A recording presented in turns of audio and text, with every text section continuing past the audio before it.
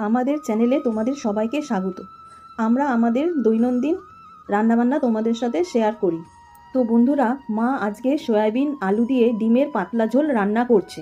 সর্ষের তেল, লবণ হলুদ মাখানো সেদ্ধ ডিম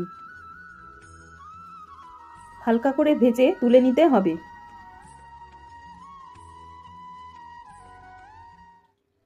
কুচানো পেঁয়াজ আর টুকরো করে কাটা টমেটো, পরিমাণ মতো লবণ। পেঁয়াজ টমেটো ভাজা হয়ে গেছে, এবার গ্রেট করে রাখা আদা রসুন, রসুনের পরিমাণ একটু বেশি, আদার পরিমাণ একটু কম, হলুদ, লঙ্কার গুঁড়ো। মশলা থেকে তেল ছেড়ে দিয়েছে, এবার সেদ্ধ করে রাখা সয়াবিন আলু দিয়ে দিতে হবে। সব কিছু ভালো করে কষানো হয়ে গেছে, ঝোলের জন্য জল দেওয়া হলো।